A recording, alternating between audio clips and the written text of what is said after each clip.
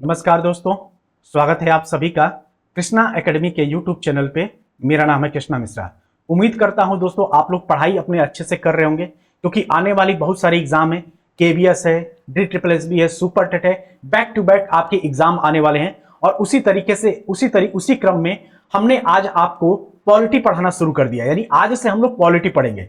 हमने history complete कर लिया है सुपर टेट के सिलेबस के लिए। हालांकि मैं आपको हिस्ट्री एक बार और पढ़ाऊंगा, इसलिए पढ़ाऊंगा क्योंकि केबीएस के लिए आपके आने वाले एग्जाम वीडियो के लिए बहुत सारी वैकेंसियां हैं, जिसके लिए आपको एक बार फिर पूरा कंप्लीट मॉडर्न हिस्ट्री हम लोग पढ़ेंगे। यानी पूरा, जैसे हमने तो बस अभी आपको सुपर टेट का सिलेबस कवर कराया है, लेकिन अब हम लोग जो हिस्ट्री पढ़ेंगे तो पूरा कंप्लीट हिस्ट्री पढ़ेंगे। दोस्तों ये वीडियो अगर आप देख लेंगे तो यकीन मानिए आपके आने वाले एग्जाम में आपकी स्थिति बहुत बेहतर होगी, क्योंकि दिनों दिन कंपटीशन बढ़ता जा रहा है। अगर आप लोग आज लापरवाही करेंगे तो आप कल को आपको बहुत डबल मेहनत करना पड़ेगा, लेकिन अगर आप आज से ही मेहनत करेंगे तो आपको बाद में कम मेहनत करना पड़ेगा। और जैसे ही कोई वैकेंसी आ जाए उसी में आपको अपना सिलेक्शन ले लेना ही बुद्धिमानी है, क्योंकि वैसे भी सरकार 4-5 साल बाद कोई वैकेंसी निकाल रही है, तो ये वैकेंसी आपके हाथ से निकले ना, इसलिए मेहनत करना शुरू कर दीजिए। ठीक है, जो फालतू के वीडियो आप लोग देखते हैं, जो इंस्टाग्राम पे और जो रील्स देखते हैं, उसकी बजाय अगर आप पढ़ने वाले वीडियो को देख ले तो आपका सिलेक्शन तय है। और उसके बाद एक बार सेलेक्ट हो जाइए, उसके बाद जो चाहे मन करिए, जितना चाहे आप वीडियो देखिए, जितने चाहे घूमिए, जितने चाहे मूवी देखिए, कोई आपको रोकने वाला नहीं। लेकिन अभी समय है आपको अपना भविष्य निर्माण का, तो अभी अपने भविष्य निर्माण पे ज्यादा फोकस्ड रहें। ठीक है, चलिए आज हम लोग पढ़ेंगे भारतीय संविधान। और भारतीय संविधान में आज का टॉपिक रहेगा हमारा संविधान की अनुसूचियां, यानी कि शेड्यूल।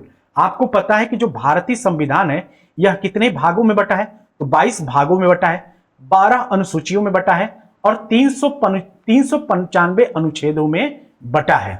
यानी कि कुल कितने भाग हैं? तो 22 भाग हैं, 12 अनुसूचियां हैं और 395 अनुच्छेद हैं। लेकिन वर्तमान में अगर अनुच्छेदों की संख्या की बात किया जाए तो वर्तमान में अनुच्छेदों की संख्या 450 प्लस हो गई है। ठीक है, लेकिन कभी आपसे ये नहीं पूछेगा एग्जाम में कि वर्तमान में संविधान में अनुच्छेदों की संख्या कितनी है, क्योंकि हर बार संविधान संशोधन होता है और हर बार संविधान संशोधन के द्वारा एक ना एक आर्टिकल यानी अनुच्छेद जुड़ता चला जाता है। इसी तरीके से मूल अनुच्छेद तो 395 ही है, लेकिन संविधान संशोधन के द्वारा इतने सारे अनुच्छेद और बढ़ गए हैं और आगे भी बढ़ते रहे हैं। लेकिन आपसे क्वेश्चन पूछा जा सकता है, जैसे वीडियो एग्जाम में ही पूछा गया था कि भारतीय संविधान में कुल कितने भाग हैं? तो 22 भाग हैं। ठीक है, उसी तरीके से आपका सुपर केबीएस एग्जाम में पूछा हुआ है कि भारतीय संविधान में कुल कितनी अनुसूचियां हैं? तो उसमें ऑप्शन दिया था 8, 12, 11 और 13। तो आपको याद रखिएगा कि कुल अगर संविधान अनुसूची बात करेगा तो 12 है। मूल कितनी थी? तो 8 थी, 8 से 12 हुई थी। ठीक, इतनी सारी बेसिक जानकारी आपको मालूम हो गई है। ठीक है, अब हम लोग कुछ इंपॉर्टेंट फैक्ट देखेंगे जो आपको जानना चाहिए। आप सभी को यह तो पता है कि भारत का संविधान 26 जनवरी 1950 को लागू हुआ था, लेकिन आप में से बहुत सारे लोगों को यह नहीं पता होगा कि भारत का संविधान जब 26 जनवरी 1950 को लागू हुआ तो वह किस आर्टिकल के थ्रू हुआ था? तो आर्टिकल 394 के द्वारा लागू किया गया था। और यह क्वेश्चन आपका बीईओ एग्जाम में, जो खंड शिक्षा अधिकारी का एग्जाम होता है आपका, जिसमें बीएड वाले बच्चे दे सकते हैं, उसमें उस एग्जाम में पूछा गया है कि भारत का संविधान 26 जनवरी 1950 को लागू हुआ, इसे किस आर्टिकल के द्वारा लागू किया गया था? तो आर्टिकल 394 के द्वारा लागू किया गया था। ठीक है, और आर्टिकल 395 के द्वारा, आर्टिकल 395 यानी 395 के द्वारा भारत सरकार अधिनियम 1935 और स्वतंत्रता अधिनियम 1947 को निरस्त कर दिया गया। यानी कि अब भारत सरकार अधिनियम 1935 है, जो जिससे संविधान के बहुत सारे भाग लिए गए हैं, बहुत सारे हिस्से लिए गए हैं, उसको, और स्वतंत्रता अधिनियम 1947 है, उसको क्या कर दिया गया है? निरस्त कर दिया गया है। किस आर्टिकल के द्वारा निरस्त किया गया है? तो 395 आर्टिकल के द्वारा निरस्त किया गया है। तो आपसे क्वेश्चन पूछ लेगा कि भारत सरकार अधिनियम 1935 को किस आर्टिकल के द्वारा निरस्त किया गया है? तो आप बताएंगे 395 के द्वारा निरस्त किया गया है। ठीक है, और अब हम देखते हैं कि संविधान का संक्षिप्त नाम क्या है? तो संविधान का संक्षिप्त नाम भारत का संविधान है। और ये क्वेश्चन भी आपसे पूछा गया है। आपसे पूछा गया था कि भारत के संविधान का संक्षिप्त नाम क्या है? तो भारत का संविधान है, यानी कि इंडियन कॉन्स्टिट्यूशन है। ठीक है, और यह किस आर्टिकल में इसका वर्णन है? तो आर्टिकल 393 में वर्णन है। ठीक है, तो 394 के द्वारा क्या हुआ था? तो 394 के द्वारा 26 जनवरी 1950 को हमारा संविधान लागू हुआ था। ठीक, और आर्टिकल 395 के द्वारा क्या हुआ था? तो आर्टिकल 395 के द्वारा भारत सरकार अधिनियम 1935 और स्वतंत्रता अधिनियम 1947 निरस्त हुआ था। और भारत का संविधान, यानी भारत के संविधान का संक्षिप्त नाम क्या है? तो भारत का संविधान है। और यह किस आर्टिकल में है? तो आर्टिकल 393 के तहत इसमें ये लिखा गया है। ठीक है, अब हम लोग चलते हैं अनुसूचियों। तो आप सभी को पता है कि वर्तमान में कितने राज्य हैं? तो 28 राज्य हैं और 8 केंद्र शासित प्रदेश हैं। क्या है? तो वर्तमान में 28 राज्य हैं और 8 केंद्र शासित प्रदेश। पहले 29 राज्य था, लेकिन अब 28 राज्य है। और पहले 7 केंद्र शासित प्रदेश था, अब कितने हो गए हैं? 8 केंद्र शासित प्रदेश हो गए हैं। ठीक है, तो अनुसूची 1 का संबंध किससे है? तो अनुसूची 1 का संबंध राज्य और संघ शासित प्रदेश से संबंधित है। और राज्यों की संख्या वर्तमान में कितनी है? तो 28 है। और संघ शासित प्रदेशों की संख्या कितनी है? तो 8 है। यह है हमारा अनुसूची 1 में। यानी आपसे क्वेश्चन पूछा गया है, अब बहुत सारे एग्जामों में, जैसे कि वीडियो एग्जाम में आपसे क्वेश्चन पूछा गया है कि अनुसूची 1 में भारत के संविधान के अनुसूची 1 का संबंध किससे है? तो राज्य एवं संघ शासित प्रदेश से संबंधित है। अनुसूची 2 का संबंध किससे है? तो अनुसूची 2 का संबंध पेंशन भत्ते और वेतन से संबंधित है। और इसमें किसके पेंशन भत्ते और वेतन का प्रावधान किया गया है? तो राष्ट्रपति और राज्यों के राज्यपाल का, ठीक, लोकसभा और राज्यसभा के सभापति एवं उपसभापति का, यानी लोकसभा के तो अध्यक्ष होता है, तो लोकसभा का अध्यक्ष और राज्यसभा का सभापति और उपसभापति के पेंशन और भत्ते का प्रावधान किया गया है और वेतन का भी प्रावधान किया गया है। ठीक है, लेकिन लोकसभा के अध्यक्ष और विधानसभा के अध्यक्ष और उपाध्यक्ष के वेतन भत्ते और पेंशन का भी प्रावधान अनुसूची 2 में किया गया है। और सीएजी यानी कि नियंत्रक महालेखा परीक्षक, जिसका संबंध आर्टिकल 148 से है, इसके भी वेतन भत्ते और पेंशन का संबंध किससे है? तो आर्टिकल यानी कि अनुसूची 2 से है। ठीक है, उसी तरीके से अगर आपसे क्वेश्चन पूछ लेगा कि हाई कोर्ट और सुप्रीम कोर्ट के सभी जज, यानी हाई कोर्ट और सुप्रीम कोर्ट, आपकी 2 कोर्ट होते हैं मेन। पहला होता है सुप्रीम कोर्ट जो सबसे ऊपर होता है, उसके बाद से होता है हाई कोर्ट। सुप्रीम कोर्ट पूरे देश की कार्यवाही देखता है और हाई कोर्ट अलग अलग डिस्ट्रिक्ट में, अलग अलग स्टेट में होता है। तो सुप्रीम कोर्ट हाई कोर्ट के जितने भी जज हैं उन सभी के वेतन भत्ते और पेंशन की प्रावधान किसमें है? तो अनुसूची 2 में है। लेकिन आपसे क्वेश्चन क्या पूछता है? आपसे क्वेश्चन पूछेगा कि अनुसूची 2 के तहत किसके पेंशन भत्ते और वेतन का संबंध नहीं है? तो याद रखिएगा, अनुसूची 2 में भारत के प्रधानमंत्री पीएम, यानी कि पीएम और मुख्यमंत्रियों के वेतन भत्ते और पेंशन का संबंध अनुसूची 2 में नहीं होता है। इसको कहीं आप लोग नोट लिख लीजिएगा कि भारत के संविधान के अनुसूची 2 में भारत के मुख्यमंत्री, राज्य के मुख्यमंत्री और भारत के प्रधानमंत्री का वेतन भत्ते और पेंशन का संबंध नहीं है, वेतन भत्ते और पेंशन से संबंधित नहीं है। तो ये चीजें आप नोट करके लिख लेंगे। ठीक है, उसी तरीके से अनुसूची 3 में क्या है? तो अनुसूची 3 में है शपथ से संबंधित। देखिए, इसको कैसे याद करना है? जैसे मान लीजिए कि आप एक तैयारी कर रहे हैं, ठीक है, किसी एग्जाम की तैयारी करें, यानी मान लीजिए कि आप प्रधानमंत्री बनने की तैयारी कर रहे हैं, ठीक है, उसमें से आपका सिलेक्शन हो गया। ठीक, तो आपने सिलेक्शन पा लिया, तो आपको एक राज्य मिल गया, एक एरिया मिल गया कि आप इस एरिया को संभालेंगे। ठीक, उसके बाद से आपका वेतन निर्धारित कर दिया गया। जैसे ही आपका सिलेक्शन होगा, जाहिर सी बात है, पहले तो वेतन ही निर्धारित होता है कि भाई आपको इतना इतना वेतन मिलेगा, ये आचार्य मिलेगा, ये सुविधाएं मिलेंगी।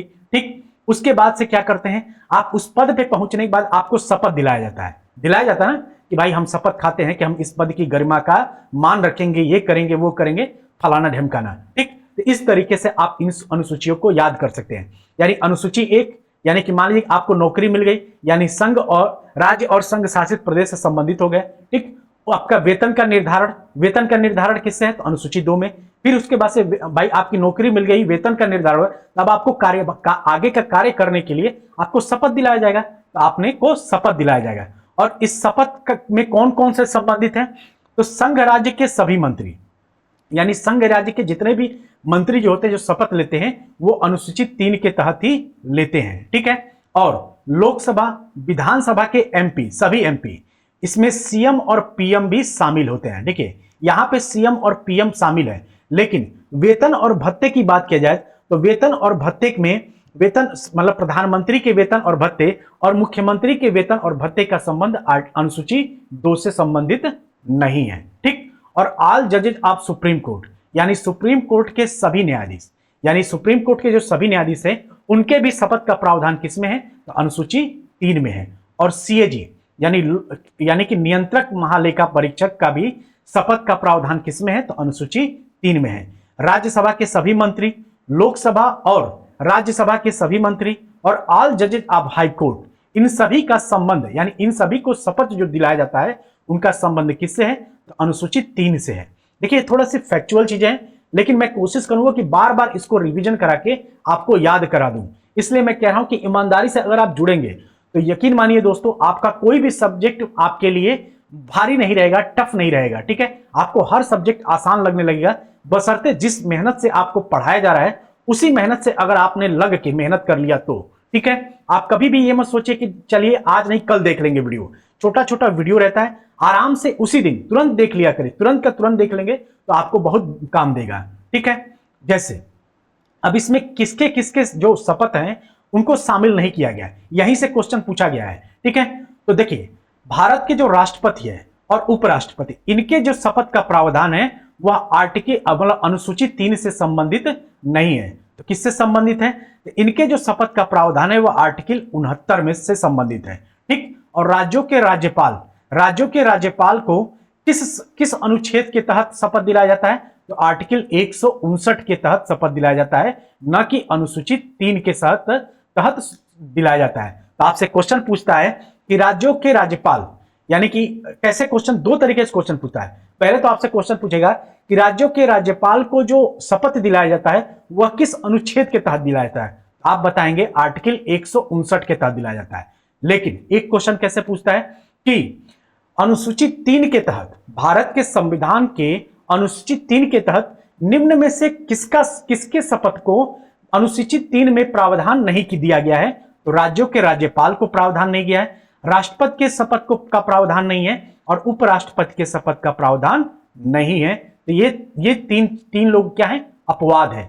जैसे कि वेतन और भत्ते में भारत के प्रधानमंत्री और मुख्यमंत्रियों का वेतन और भत्ता अनुसूची 2 में सम्मिलित नहीं है, उसी तरीके से राष्ट्रपति, उपराष्ट्रपति और राज्यों के राज्यपाल का जो शपथ है वह अनुसूची 3 से संबंधित नहीं है। ये अपवाद है, ये नोट है, इसको आप लोग जरूर नोट कर लीजिएगा कम से कम, ठीक। अब आते हैं अनुसूची 4 में। तो अनुसूची 4 में आपको शपथ भी दिला दिया गया, तो आपको क्या मिलेगा? आपको ऑफिस मिलेगा ना, तो आप अपने ऑफिस में जाएंगे, आपको एक सीट दिया जाएगा। तो अनुसूची 4 किससे संबंधित है? तो राज्यसभा में सीटों के आवंटन से संबंधित है, यानी कि राज्यसभा में किस राज्य से कितनी सीटें रहेंगी इसका प्रावधान इसमें अनुसूची 4 में किया गया है। तो सबसे ज्यादा किसकी राज्यसभा सीटें हैं? तो उत्तर प्रदेश की है, उसके बाद महाराष्ट्र की है, फिर तमिलनाडु की है। यानी कि मतलब कि कहने का मतलब यह है कि अनुसूची 4 का संबंध किससे है? तो राज्यसभा में सीटों के आवंटन से संबंधित है, ठीक। अनुसूची 5 किससे संबंधित है? तो अनुसूची जो 5 है यह अनुसूचित क्षेत्र एवं अनुसूचित जनजातियों के प्रशासन से संबंधित है। अनुसूचित क्षेत्र का निर्धारण कौन करता है? तो अनुसूचित क्षेत्र का निर्धारण राष्ट्रपति करता है, ठीक है। कौन करता है? तो आपसे क्वेश्चन पूछा गया है, वीडियो एग्जाम में क्वेश्चन पूछा गया है या अदर एग्जाम में भी किसी न किसी एग्जाम में पूछा गया है ये क्वेश्चन कि अनुसूचित क्षेत्रों का भारत के संविधान के तहत अनुसूचित क्षेत्रों का निर्धारण कौन करता है? तो भारत का राष्ट्रपति करता है। उसी तरीके से आपसे एक क्वेश्चन पूछा गया है कि अनुसूचित क्षेत्रों एवं अनुसूचित जनजातियों का प्रशासन कौन करता है? तो राष्ट्रपति करता है। और राष्ट्रपति किसके द्वारा करता है?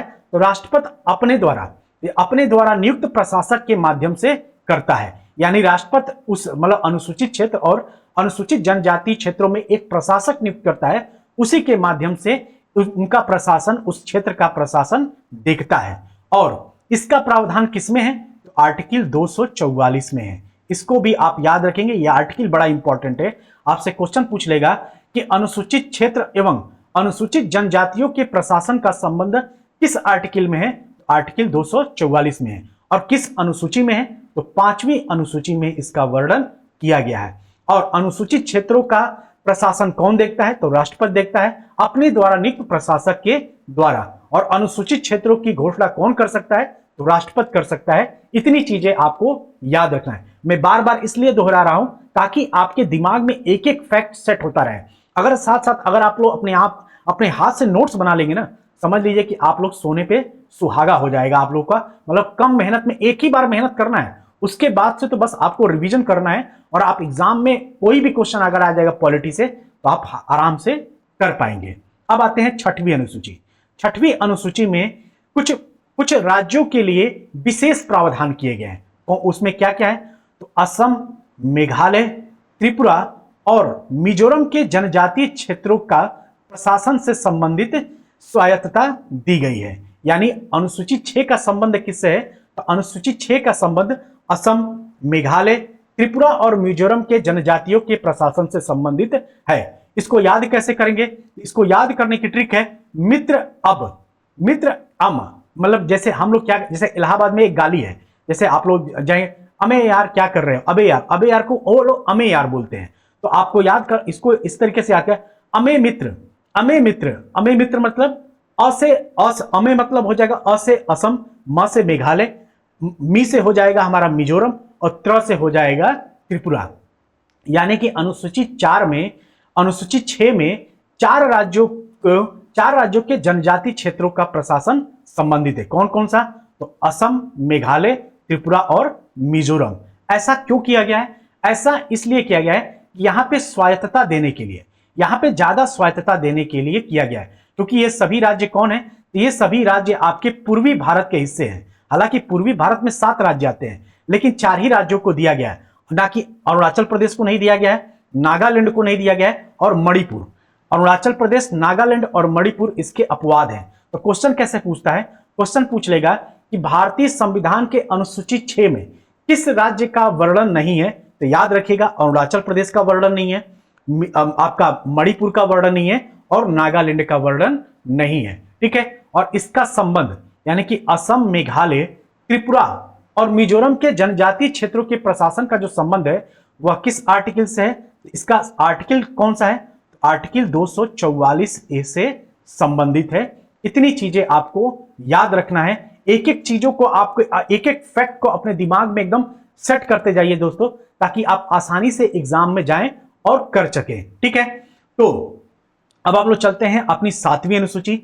और 7वीं अनुसूची में हम लोग देखेंगे, और 7वीं अनुसूची किससे संबंधित है?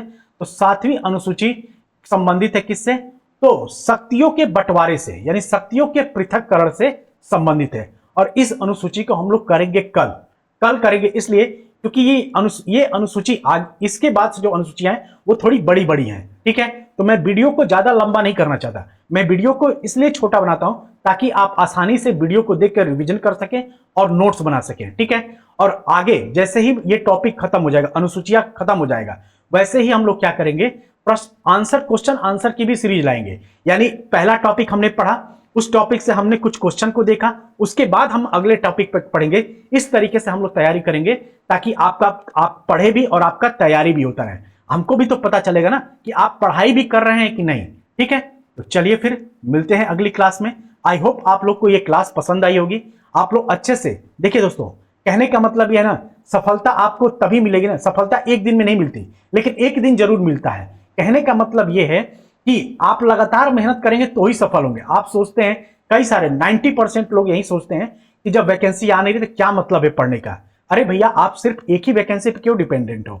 आपकी तैयारी इतनी अच्छी हो, हर सब्जेक्ट की इतनी अच्छे से तैयारी करिए, इतना विधिवत पढ़ाई कर लीजिए। एक बार लग के 1 साल में आप चाहेंगे अगर तो कोई भी एग्जाम क्रैक कर सकते हैं। 1 साल के अंदर अगर आपने कंटिन्यूटी बनाए रखी तो हर सब्जेक्ट को कम से कम इस तरीके से पढ़ लीजिए कि आपको दोबारा उसको पढ़ने की जरूरत न पड़ेगी, दोबारा सिर्फ आपका रिवीजन से काम चल जाए। इसलिए ईमानदारी से लग के मेहनत करते रहिए। जो ईमानदारी से मेहनत करेगा उसी को आने वाले भविष्य में जॉब मिलेगा। और जो सोच रहे हैं ना कि वैकेंसी आएगी तभी हम सिलेक्शन लेंगे, तभी हम पढ़ाई करेंगे हम सिलेक्शन ले लेंगे, तो बहुत बड़ी भूल कर रहे हैं। ठीक है, मैं आप मुझे जो भी मानते हो, अपना बड़ा भाई, छोटा भाई या गार्जियन, जो भी कुछ मानते हो, देखिए दोस्तों, मैं कोई भी ऐसी चीजें नहीं बताऊं, मेरी बातें थोड़ी सी कड़वी लग सकती हैं आपको, लेकिन जो बातें सच्चाई हैं वही मैं आप लोगों को बताता हूं। उम्मीद है इतनी चीजें आपको समझ में आई होंगी। मिलते हैं अगली क्लास में, तब तक आप सभी अपना ध्यान रखिएगा। जय हिंद, जय भारत।